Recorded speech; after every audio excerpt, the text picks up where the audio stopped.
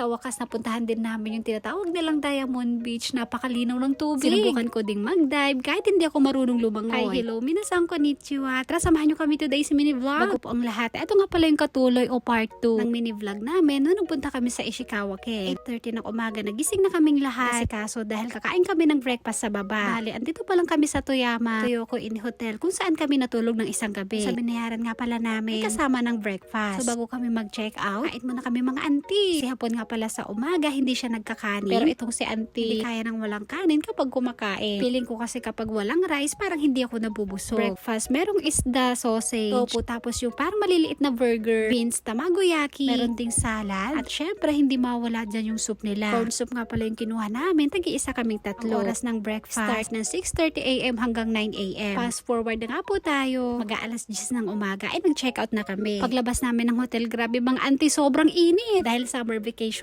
to, hindi mo na kami uuwi ng Nagano. Diretso na kami sa ibang dagat na pagsusubingan namin ulit. Sobrang excited na kaming lahat mga auntie. Dahil first time lang namin tatlong pumunta doon. Wala dito sa Toyama hanggang doon sa pupuntahan namin. Siguro nasa 2 oras yung biyahe para mabilis kami makakarating. Dumaan na kami ng highway. Ano nga po ulit pagkatapos ng siyam-siyam na biyahe, nakarating na kami dito sa Suishohama Beach. Bali, located nga po pala to sa Fukuiken. Sa rentong tourist spot dito sa Fukuiken. Tinawag lang naman na Diamond Beach. Dahil sa white sand na kumikinang na parang kristal. Bago pumasok, meron kaming biniyarang parking na nagkakahalaga ng 1,000 yen. Dahil mainit, kaya nag-rent kami ng tent. Binayaran namin ay nasa 5,000 yen. Gamit namin yung tent ng 5 oras. Depende nga pala yan sa price kung anong tent ang i-rent nyo. Kung wala kayong dalang salbabida, meron din namang rental. Medyo mahal po dito mga auntie. Kaya kung ako sa inyo, ay magdala na lang kayo ng sarili nyo. Kenshin nga pala, hindi na makapaghintay. Gusto na mag-swimming. Gusto na daw niya maghanap ng isda mga auntie. Yan naman tong anak ko. Napakahilig sa mga laman dagat. Hilig din siya lumangoy kagaya ng papa niya. At kahit na napakainit, ay nag-swimming na rin kami kaagad. Ang ganda ng tubig. Gamit ko nga pala tong ating Insta360. Ang ganda ng tubig. Kapag nabasa to, wala na, nasira na. Itong hawak ko, pwedeng mabasa.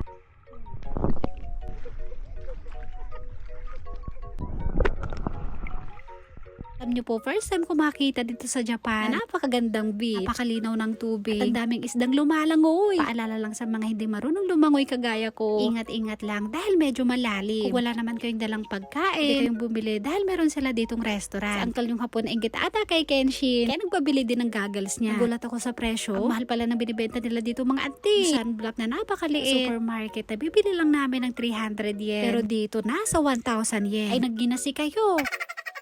Yung goggles na nabili ko naman ay nagkakahalaga ng 1,500 yen. Binigay ko kaagad sa asawa ko para matry niya na. Tayan na nga, naghahanap silang dalawa ng isda. Si Kenshin, napakalinaw ng mata. Nakita siyang shell at sea urchin. Katay! Kaiwa! Ang linaw ng mata ni Kenshin, nakita niya yun. Buti na lang itong nakita naming sea urchin. Walang masyadong tinik, parang patay na ata. Ako naman tuwang-tuwa habang pinapanood tong dalawang hapon ko. Dahil nainggit naman tong si auntie. Try kong mag-dive kahit hindi ako marunong lumangoy. At para masubukan ko na rin sa underwater, itong nabili kong camera na Insta360 Go Ultra.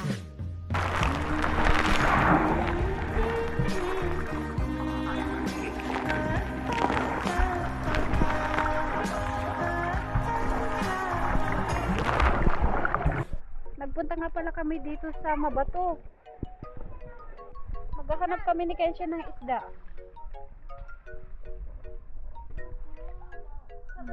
Nakikoko desho. Ito yung gusto ni Kenshin. Kenshin mo. Oh, wala to. Jubun na. Sige dyan. Ang ganda naman dito.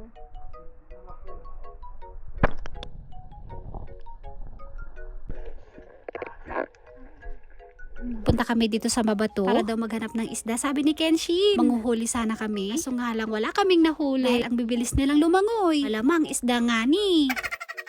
Alas 5 naman ng hapon dahil dumidilim na. Ako nang pinaliguan si Kenshin para makapagbihis na rin. Ito nga pala kapag alas 5, sarado na yung mga cottage. Dun sa tent kung saan kami nag-rent, meron silang shower room. Kaso nga lang, syempre merong bayan. Hanggang alas 5 lang sila kaya hindi na namin naabutan. Ito na lang, meron ditong toilet, ditong tubig at pwedeng maligo. Tapos kung paliguan at bihisan si Kenshin, ako naman yung naligo. Syempre, ang gamit ko pa ring sabon ay Himalayan salt soap. Pwede rin ata ditong mag-camping matulog. Basta magdala kayo ng sarili nyong tent. Ito naman mga nahuli ni Kenshin. Bago kami umalis, Beses ay pinakawalan ko muna. Pinakawalan ko dito sa dagat para hindi sila mamatay. Gusto sana ng anak ko etong mga nahuli niya ay sama namin pa uwi. Sa pinuntahan naming dagat, hindi na pwede manghuli ng mga laman dagat. Saka lang din namin nalaman, nabasa ni Uncle yung hapon, nakapaskil dun sa toilet. Kaya pinakawalan na lang namin. Kawawalang din dahil baka pamatay sila. Fast forward na nga po tayo. Tapos naman ng ilang minutong biyahe, dumiretso kami dito sa hotel kung saan kami matutulog ng isang gabi. Always po mga auntie, dito pa rin yan sa Toyoko Inn. Sa isang gabi, ang binayaran ko ay nasa 11,700 plus. Kung sa peso ay nasa 4,500 pesos. Baba na nga rin pala kami kaagad. Tapos namin ilagay yung mga gamit namin. Labas namin ng hotel. Naghanap kami ng restaurant na kakainan namin. Tinanong nga pala namin si Kenshin kung anong gusto niyang kainin. Anong gusto niyang kainin mga auntie. Sabi niya yakiniku daw. Dahil gusto ko rin naman ng yakiniku choice, kaya dito na kami kakain. Dito muna kami sa Fukuoken mag-i-stay ng isang gabi. Bukas baka uwi na kami ng Nagano. Kahit ilang oras pa lang kami dito sa Fukuoken. Grabe po mga auntie, nabimiss ko na kaagad yung dagat. Parang gusto ko ulit bumalik at maglangoy-langoy.